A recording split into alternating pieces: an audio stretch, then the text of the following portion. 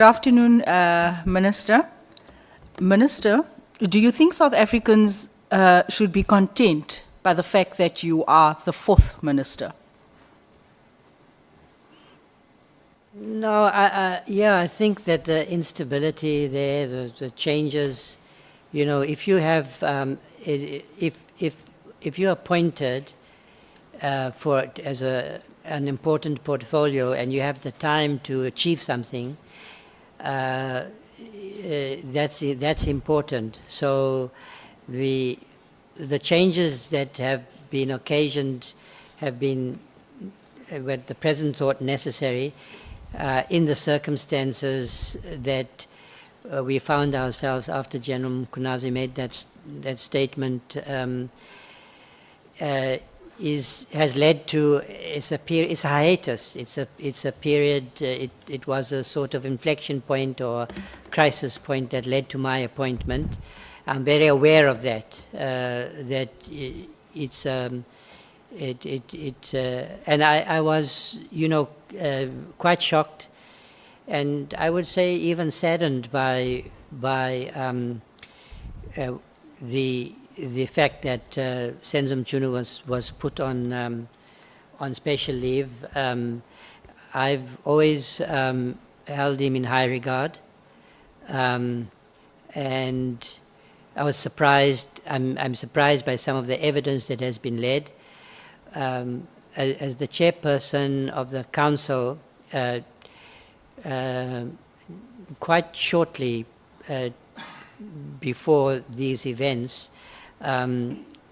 he agreed to meet with myself as the chair of the council, and we'd struggled to get a meeting previously, you know, to engage with SAPS on the work that we were trying to do. And we had a very productive meeting. Sorry, Minister, we don't have a lot of time. Okay. Can we leave it at that you were saddened, that you weren't quite content with being appointed as the fourth minister, placing strain on the South African purse? Am I right? I tend to be quite frugal in the way I carry out this office. I haven't, as you know, in the private office, for many reasons, but there I have used secondments. Major General Susan Pinar is now the Chief of Staff. The person who was acting as the Chief of Staff, or in the position of the Chief of Staff, appointed by Minister Mchunu, I felt that if he's going to appear before the Madlanga Commission and yourselves, and given some of the evidence that's being led, that he should no longer carry that responsibility for me. But you know, General Pinar is a career police officer, so there's no additional budgetary implications. Minister, I'm going to request of you to please keep your answers very short. I don't have a lot of time. When the President Cyril Ramaphosa called you, what was his ask and what did it entail? Take us through that conversation. It was a very brief conversation. I had said in public that, you know, I was watching tennis that day. It was a Sunday. And my phone was upstairs. It rang a few times, but I ignored the ringing. And then it was about 7 o'clock that evening, I got a call from his national security advisor to say the president is looking for you, and please take his call. So I said, of course I'll take his call. And then the president called me about 5 minutes later and said, listen, I want to appoint you as the Minister of Police. I was taken aback, and I must have asked him, well, what's happened with the incumbent? He must have given me, I don't recall now in detail, a brief explanation, but I didn't hesitate. Okay. I just accepted this as a responsibility. Okay, you didn't hesitate, you didn't think of the fact that there were already 2 deputy ministers, you didn't highlight that, you didn't ask him why me, you didn't highlight the fact that this would put strain on the public purse, you just said, I'm in it. I didn't even know there were 2 deputy ministers. Okay. I hadn't been, you know, I didn't, yeah, I just didn't know that. You didn't say to him, give me some time to think about it, No, because I obviously these decisions will impact the greater South Africa. You just said, despite not knowing that there were 2 deputy ministers, you just said, I'll take the job. You know, maybe we have a cultural issue here. You have to understand that, you know, for the generation that I grew up in, public office was not a prospect, and it wasn't the aim. And I can say that to you with complete frankness. I am carrying out a public responsibility. Of course, it's a high office. It has a lot of status and responsibility. But I'm not, that is, it really doesn't interest me, to be perfectly frank. Thank you, Minister. You're not that kind of guy. Minister, South Africans are frustrated. They are angry like me. What are some of the low-hanging fruit that we can act on right now towards reform? Because we also don't know how long you're going to be in this position.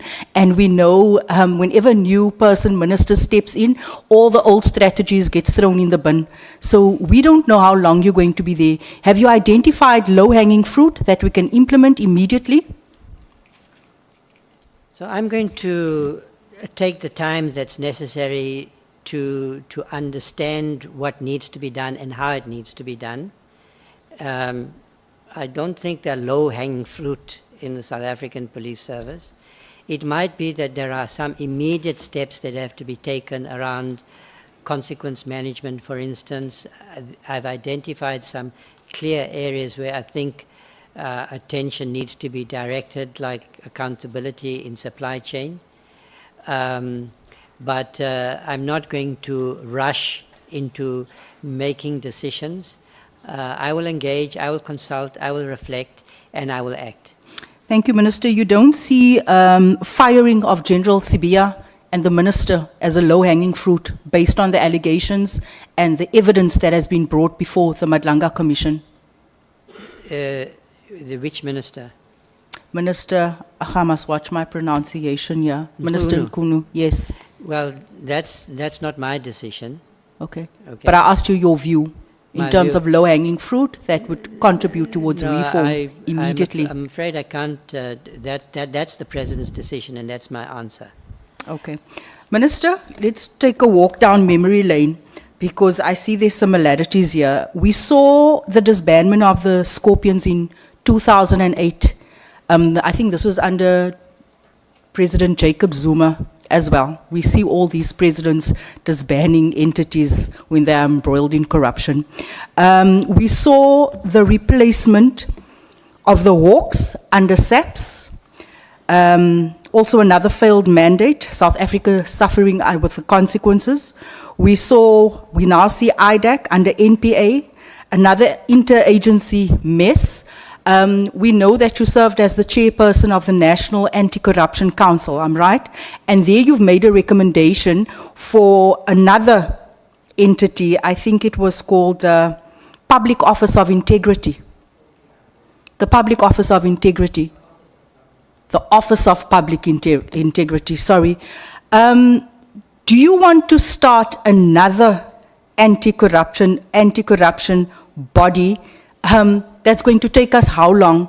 We've seen sort of the negative impact and the corruption within these Chapter 9 institutions, and we know this could possibly take years. Do you think this is the right step to take? So maybe you're confusing the Hawks with the Scorpions. The Hawks, that's the DPCI. It continues to exist. It's in SAPS. It's a very important component. And I've indicated that I think that it needs to be developed and reshaped into the main vehicle for attacking organized crime. So it does exist. Your observations about IDEC are not quite right, because IDEC came out of a constitutional court judgment responding to the disbandment of the Scorpions, which is what I think you intended to say. And it's an attempt to implement a prosecution-led approach to the fight against corruption by strengthening the independence of that institution. So what you are mischaracterizing with respect to this initiative. It's an important initiative in the reform process.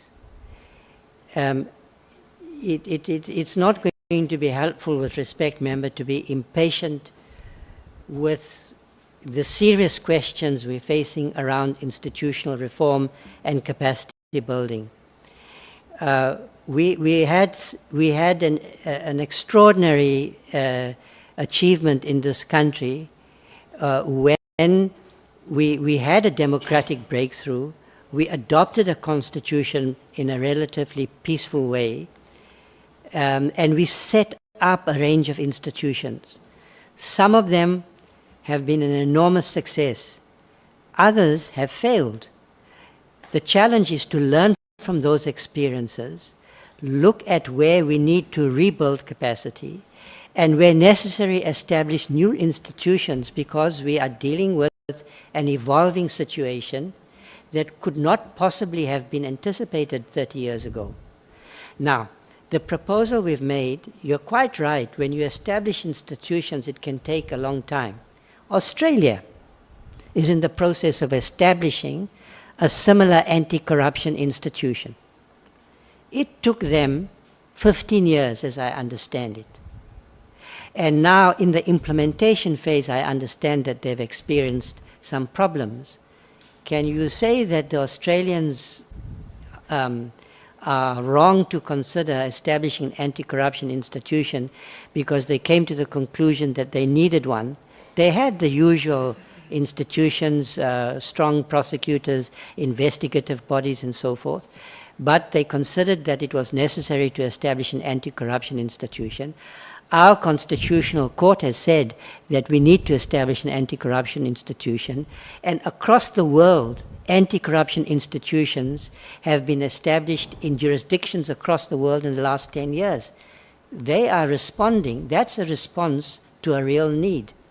Now, the way we've approached this question is pragmatically. I know if you're asking me questions that require a response, I need to have the time to respond if you want an answer, because I can't give you a simple answer. So if you feel that I've run out of time, I'll stop. I didn't say anything, Minister. No, I just thought that I might be running out of time, because you did indicate that I'm taking too long with my answers. Now, the OPI is not an entirely new body. We've looked at the SIU, which has infrastructure across the country, proven capabilities of leadership, and a proven skills base. That institution has shown success, and it has a footprint across the country. It's led by someone I think has outstanding leadership abilities, Motibe. Now, what we've said is that we need to establish this we need new capabilities, because it has the capabilities of the SIU at the moment are specific. Only the President issues specific proclamations based on evidence that's provided to investigate a particular matter, like Tembisa Hospital. And then they are limited to exercising powers that the President has conferred by proclamation. That's not optimal. You need a body that can investigate matters without a presidential proclamation. You need a body that can deal with whistleblowing. We don't have such institutions in place at the moment. So what we have proposed is to augment, to build upon the powers and functions of the SIU by by creating a new, by adopting a new statute, expand its powers and functions, but build on what it's already achieved, because that will shorten the time that it takes to establish an institution. And while we are doing that, the SIU will continue incrementally to expand its powers and capabilities. So we have made a proposal which takes the country's resource constraints into account, its needs into account, because we certainly need to fight corruption more effectively. Now let me give you an example of what we're trying to achieve. A real live example. Tembisa Hospital. We are acting too late now. We're learning the truth too late. The harm has already been done. That institution has been destroyed by corruption. That corruption is systemic. What happened is that cartels took over the systems of the hospital. And it then started to serve the interests of the cartels, not the patients. Now, what we have in mind is an institution that has powers of search and seizure, of entry, of investigation, that could have gone into the hospital, looked at their systems, came to conclusions based on the evidence, made binding recommendations on, for instance, on procurement reform. And we've said, in addition, if they discover evidence of criminal malfeasance, they should be able to carry out the criminal investigation. So in a very limited way, they've been given powers of criminal investigation. We didn't want to go the whole hog because other bodies have the responsibility, like the DPCI, to investigate crime. It is going to take time. We took 3 years to adopt the report. The country had adopted the anti-corruption plan 2 years earlier. That's 5 years already. And I would say the report is nowhere near the implementation phase. It hasn't yet been Minister, adopted I'm in so government. sorry. With all due respect, I think you've responded. You're now giving us case studies and examples. I think if anything... Okay, that's fine if you are satisfied with the answer. I'm satisfied, yes. I think if anything, that's more concerning now, the fact that you speak about this long process and the fact that we don't have an institution or a body in place that can protect whistleblowers. I also want to ask on a different topic, Minister. You mentioned that you were concerned, something along those lines, about the conduct of former Minister Becky. Am I right? Yeah, thanks for saying that for me. And you mentioned association. You know, one needs to, the company we keep. You spoke about having a principled approach. Is that correct?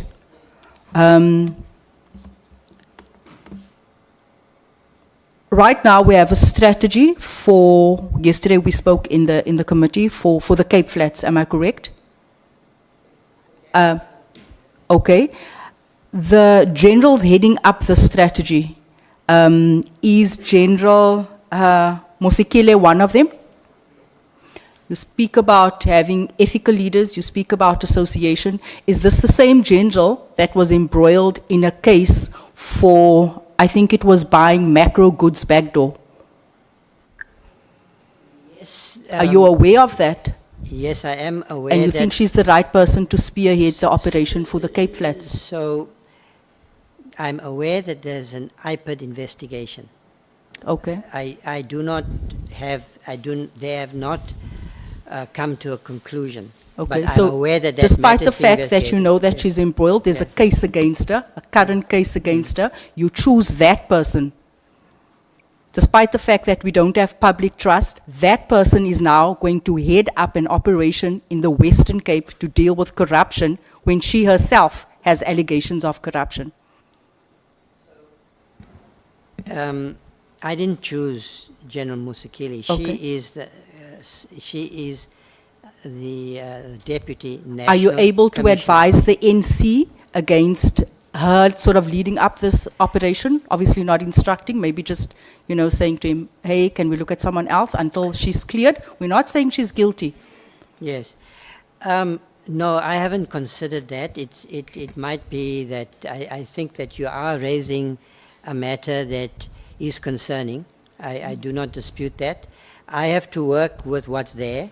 Okay. There is also a whole team. Lieutenant General Sentumule has also been critical in formulating the strategy. There's a whole team of people working. So I don't think. We understand that, Yes. Minister. We're specifically speaking about this one person. We have seen over the years and over the past couple of months how people that has come into this house are embroiled in crime. So we want to know that whatever we do going forward, we don't have those elements and those characters as part of operations that's meant to sort of restore public trust. I think I'm going to leave it at that. Thank you, Chair. Thank you.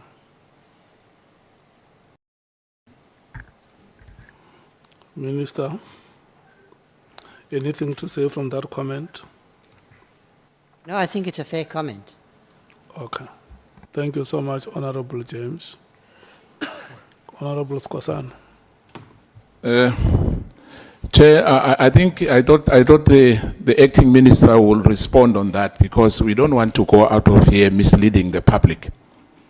Honorable James mentioned that the Scorpion was disbanded by Jacob Zuma, President Zuma. It's not true.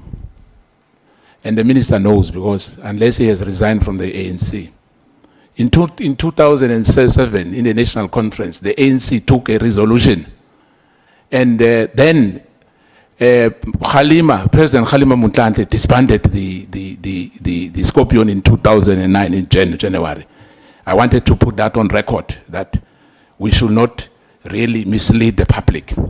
President Kgalema Motlanthe at that time disbanded the Scorpion. Thank you, Chair. May I say, Chairperson, because I am assuming the honourable member was in that conference, so was I, and I definitely opposed that decision vigorously, and I confirm today that I think it was the wrong decision, and we are learning the lessons of that decision. But otherwise, I have no dispute with the facts that you are putting on record. No, Chair, I just wanted to make that clear. The issue is debatable. When I get my time, I'll respond on that. For me, it was a good decision because it was politically targeting people. Hence, we took that resolution. Thank you. Okay, thank you so much, Honorable Sangweni.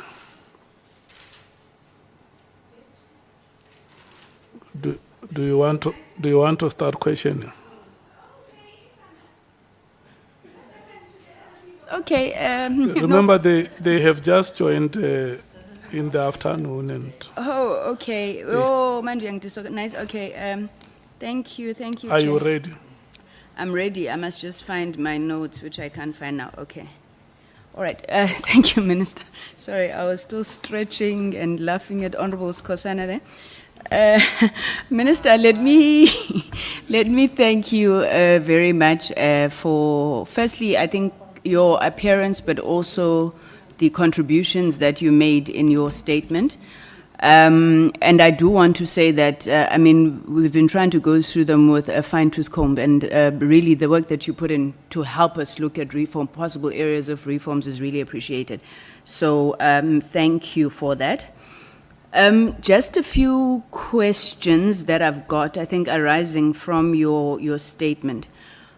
In paragraph 23, you indicate that there's a problem with procurement supply chain issues, I'm paraphrasing, as it relates to crime intelligence, so the whole /fund Secret Service account. And you then juxtapose the fact that you can't use the normal procurement processes. However, there's a requirement for these covert operations. Now, you would know Section 217 of the Constitution requires transparency in the process of procurement and supply chain. How are you thinking that that can be resolved? Because, a lot of these problems do arise from that /fund issue. Thank you for the question, Honourable Member. It has to be resolved. I mean, so step one is to recognize that Section 217 of the Constitution is applicable. So any system that is designed for the closed account has to be compliant with 217. But I also think that there has to be a special dispensation. So the question becomes how to achieve transparency, which is consistent with the work of crime intelligence, which is vitally important for the fight against crime, particularly organized crime. I mean, think about the gang violence in the Western Cape and across the country. What we need is good intelligence. So we need to rebuild crime intelligence. They need to be able to, they need informer networks and so forth and so forth. They need to operate in a clandestine way. They need to spend money, you know, in the course of the work that they do. But we, as the in Parliament and in public and the public in general, need to be assured that the money is not being misused. So I think there has to be a special dispensation, and I indicated that I've asked Deputy Minister Motale to look at that question. It's probably going to require reform of the. I understand that the extant legislation has not changed in the post-apartheid era, and that we're still operating with apartheid era legislation. So the problem is not just that, it's that we don't have a regime that is designed for our needs now that we are a constitutional democracy. And how that circle should be squared, I don't have answers yet. We have to go through an inquiry process. But it needs to be done.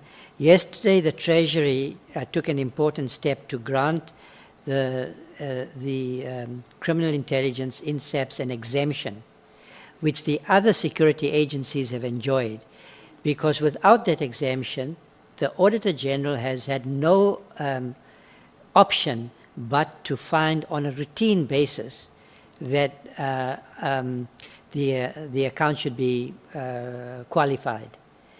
That's obviously because they don't have full assurance. So we need a system of assurance on the one hand, and we need to build up crime intelligence. And I think that's one of the areas perhaps that the committee can also take a view on. Okay, I hear you, Minister. I don't want to dwell on this, but I mean, looking at it, I would have wondered if it was not just about strengthening oversight and accountability on that instead of a whole new dispensation. But let's leave it, since you're saying you're still wrapping your head around it as well. Then on paragraph 25, you indicate that since the head of IPID is appointed by the minister, this has been open to abuse. Is this an apprehension, Minister, or is there something that informs this perspective? So you're worried about it, or has it happened? Has it been abused? No, I have no reason to think that the decisions that have been made in the past have been impaired in some way.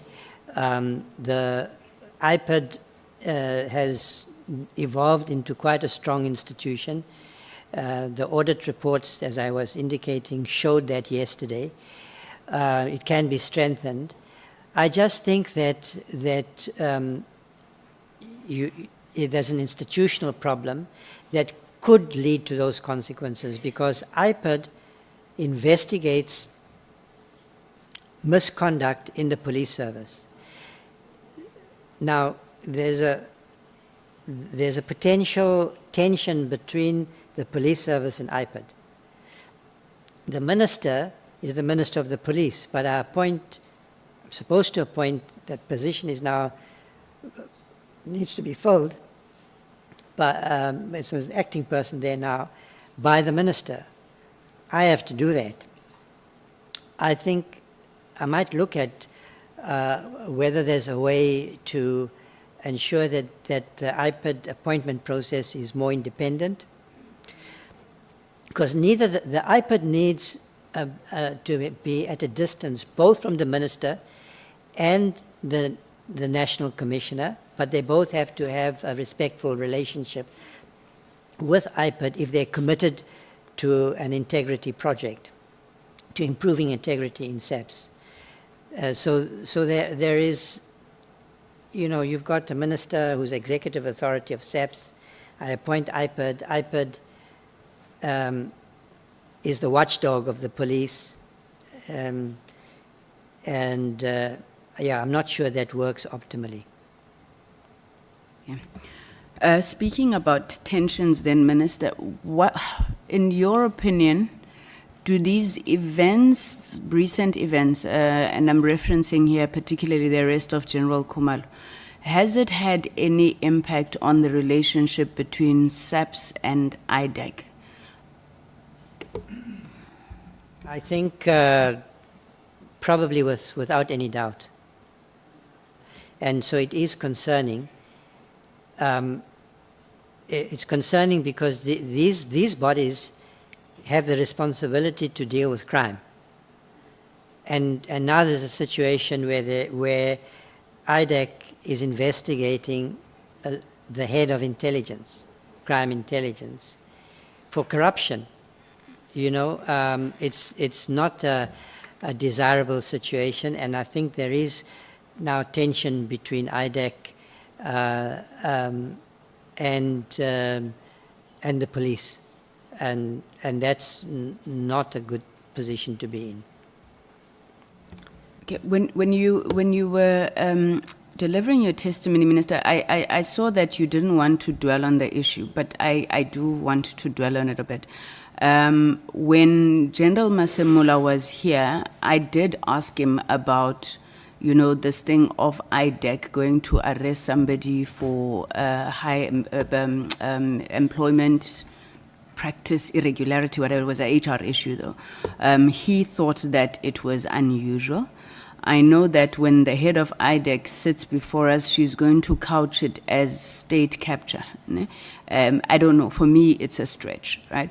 And I don't know, in your extensive experience, and I mean, if people have done wrong, okay, consequences must follow, but in your extensive experience, have you come across somebody who would have been arrested, you know, and then there's issues of fraud and what relating to employment irregularities?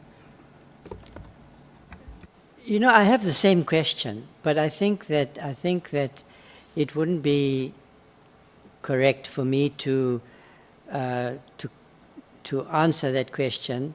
I look forward actually to IDEC's appearance before the committee, so that they will take the opportunity to clarify this matter, because I do know what General Masemola's view is, and I would say that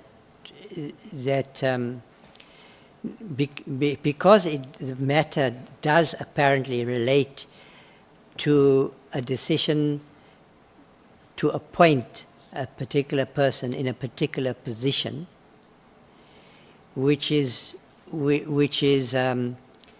usually doesn't lead to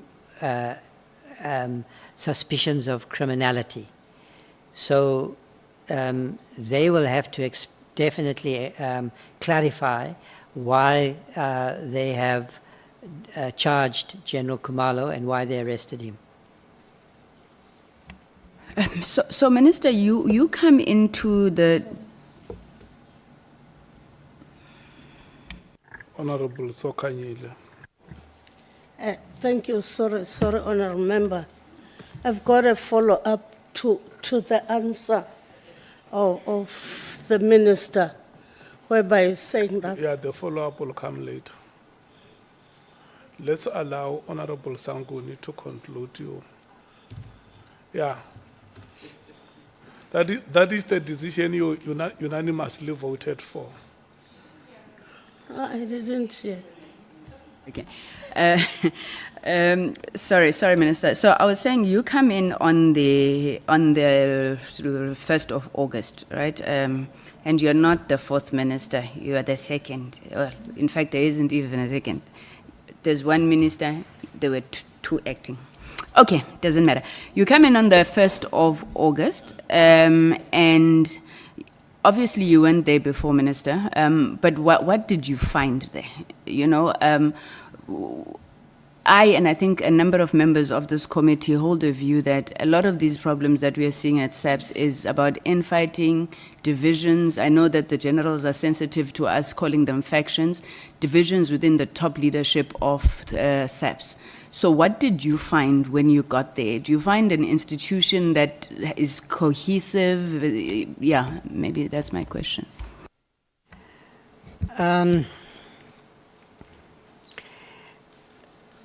Look, I have to carry out my responsibilities with the existing leadership of SAPS. So I am working with them, and I'm trying to work as constructively as possible with them. The speculation out there, which has a basis, I don't deny that, about divisions and so forth, can't be my starting point, can't be my default position. So I go to work every day. I engage with General Masemola, usually more than frequently throughout the day. I meet with the generals and others. The background to the tensions are not my focus. I think that it won't be constructive and productive for me to form views, strong views about, you know, about the concerns about factionalism and so forth. But clearly, because I can't behave like an ostrich, I have to understand the dynamics within the organization, the relationships that have developed, the loyalties that exist and don't exist. And I think that there's going to be a challenge to build a cohesive leadership that is focused on the way forward. And my message to them is, you know, defend your uniform, defend your country, defend your people, focus on what you need to be doing, correct misbehavior, understand that you're losing the confidence, the trust of the people of this country. Let's work together to restore that trust. That has to be my focus. So I'm not one, you know, I'm not avoiding your question. It's just, and I do have views. I do have views about what might be going on, about who's who, but I don't think it would be right for me to act on the basis of supposition, on impressions, subjectively, on impressions. I have to work with what's there, to respect the people who are in positions, and to start to hold them accountable. And that includes General Masemola, that includes the deputy generals, including those against whom there are accusations. And we're going to have to get there. We get to get to a point where they can act cohesively as a leadership in accordance with their mandate. And I do feel that there's a lot to work with. I have said, and I think that there are many, that there are officers in the leadership of SAPS who are competent, who are professional, who are well trained, that the organization as a whole functions every day across the country. They go to work every day. They are fighting crime, they're arresting criminals every day. But we also know what's coming, what is being revealed in the Madlanga Commission, what is being revealed in this ad hoc committee. We can't ignore that. And as I've said, you are going to help us, I hope, the country as well to understand objectively what's happened and to move forward. Okay, I've got 6 minutes left, so I'll be very quick. There was something that you said that concerned me a bit, Minister, when you said you didn't have a handover. I mean, obviously, yeah, the circumstances are a bit... but I'm worried whether you won't fall into the same trap that Minister Mkhunu fell into. Because Minister Ele said, in fact, I think I'm quoting him verbatim when he said, if he had just called me and spoken to me, this would never have happened. Now, when you come in and you don't have a handover, you said you wanted to have fresh eyes, but are you not worried that that lack of institutionalized memory, at least at the level of the ministry, would then be lacking? And, you know, I mean, for example, you came in and there's Mr. Ngabinde. I don't know what that experience was like, but does it not concern you that you didn't have a handover with your predecessor? It didn't sit well with me at all, and I reflected a long time because of my relationship with Senzo. You know, I didn't sit well with me. I didn't want him to feel like I had prejudged matters, that I was sitting in judgment of him. But the decision I made was that if I had met with him and then there would inevitably have been a conversation about the events concerning the disbandment of the team, for instance. He would have clearly taken the opportunity to share his impressions with me. That would have made it difficult for me to build trust with the police, with General Masemola, certainly General Mkonazi. And I have to say that I think, I mean, you know, I was definitely in a difficult position with the Chief of Staff there. Again, you know, I have no reason to impugn his integrity because I'm now in this public forum. We worked well together for a period of time. But then I said to him, look, you know, you are going to be appearing before the Madlanga Commission, before the ad hoc committee.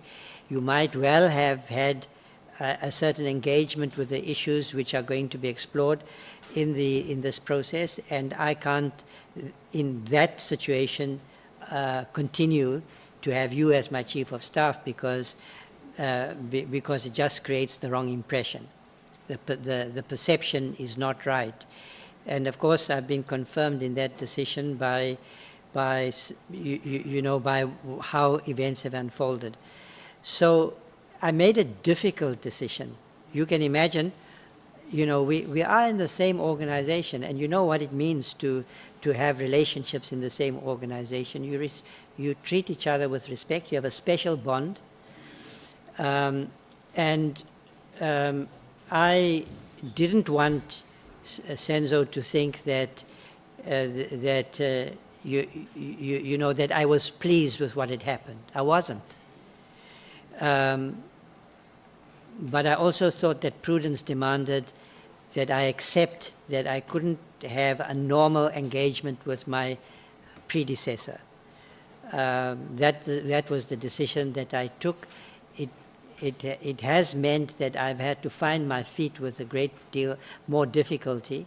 I have had the two deputy ministers, but even with them, they were there. Sorry, Minister, I'm going to stop you. You saw the chair is brutal. And I want to get in my last question. There are many South Africans, Minister, who believe that, you know, these commissions, reports and things are a waste of time.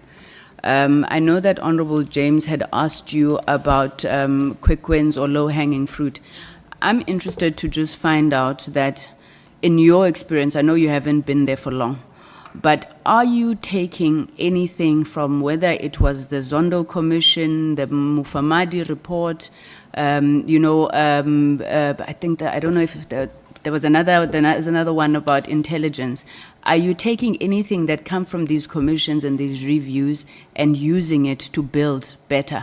Because you did say from this there must be a reset from the police service. Thank you.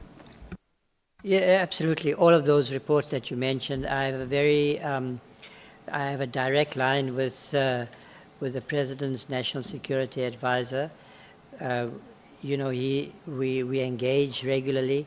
I am looking at all of these reports, the Zonda report, the January 1st report that you're referring to. So a lot of reading, and I see part of my responsibility as integrating these recommendations and insight into the work that we must do. So on crime intelligence, the Zondo Commission made quite extensive findings, and I'm going to use those findings as a basis to engage with the National Commissioner. And then the implementation of NACAC, the NACAC recommendations, who's responsible for that? Well, it's not entirely clear yet, but the recommendations affect mainly the Department of Justice and the South African Police Service. We have moved ahead. I've had engagements with Minister Kubai. We're in the workshop phase because we have to bring the two departments together. And it's not going to be easy because there's the DPCI that sits under me, and then there's the SIU and IDEC, and the NPA that sits under the Minister of Justice. And her department will also have to agree to implement a version of these proposals because they might raise issues that we didn't anticipate, that we hadn't thought about, and so forth, or from their perspective. And so what might come out of this process are, I hope that the bulk of the recommendations will be implemented with some amendments. There is some momentum after the President said that he supports them.